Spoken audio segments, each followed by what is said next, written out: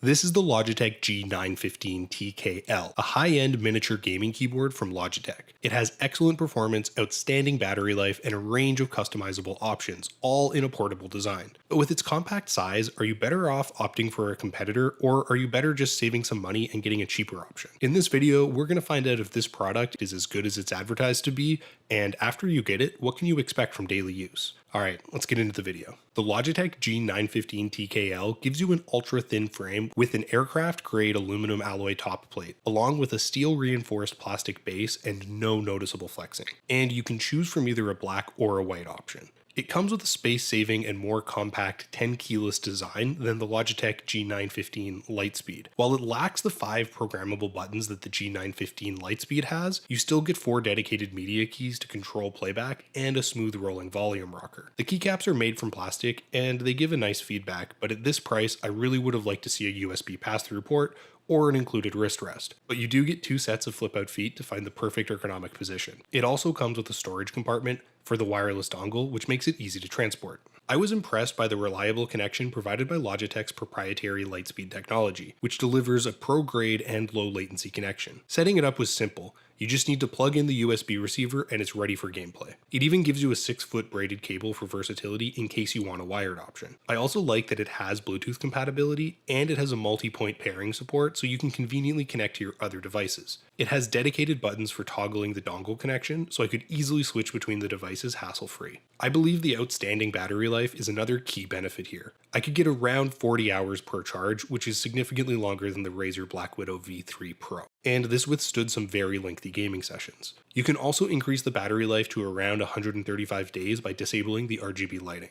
I found a full charge takes around 4 hours, and I like that it remains functional while it's charging. The battery light indicator alerted me when the battery was at 15% to avoid dying mid-game, and it comes with a useful power saving function that dims the RGB lighting after 1 minute of inactivity and it turns it off completely after 5. If you're enjoying the video and learning something about the product, be sure to give the video a like. It really helps out the channel, and if you're interested in updated pricing, be sure to check out the links in the description. You also get access to Logitech's G-Hub companion software, which delivers several customizable options. I could customize the RGB lighting per key for my preference, and you can choose between 16.8 million colors, though I noticed that some light does bleed between the keys. You can also program animations and effects, or choose between 9 different presets. I also liked the audio visualizer RGB effect that matches your audio, and this provides some very advanced settings. I could program and assign macros to the FN row using the assignments section, and it's capable of on-the-fly macro recording. While I would have liked to see more programmable keys considering the price, I could save up to 2 lighting profiles and 3 macro profiles using the onboard memory, so switching between profiles for different games was easy. It comes with a low-profile GL mechanical switches, and I thought they deliver a good tactile feedback and responsiveness. You also get 3 options for the switches. There's tactile, which I think will suit most competitive and first-person shooter gamers, linear for MMO and action games, and clicky. I also found the switches to be relatively quiet by mechanical keyboard standards,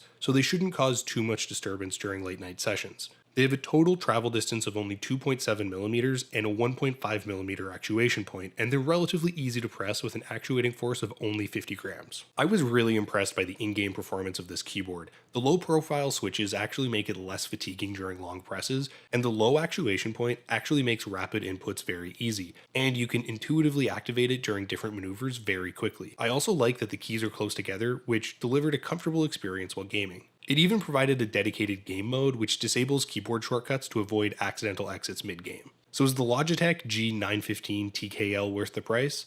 I would say so, but it depends on what you want out of your gaming keyboard. If you're looking for a similar caliber keyboard but with a number pad and 5 programmable buttons, then the Logitech G915 Lightspeed is a good option, but it is slightly more expensive. The Razer Black Widow V3 Pro delivers a very comparable performance, smudge-resistant keycaps, and it comes with a comfortable wrist rest, but the battery life is significantly shorter, especially when the RGB lights are enabled. I would recommend the G915 TKL for serious gamers who are willing to splurge. It delivers a high-end performance across a variety of uses, it has super impressive battery life, and it honestly just excels in nearly every way. But that's just my opinion. Let me know what you guys think in the comments. For links to updated pricing on all of the items mentioned, check out the description. And if you learned something from this video or you found it helpful, give the video a like, and please subscribe if you're new to the channel and you like short, informative tech videos.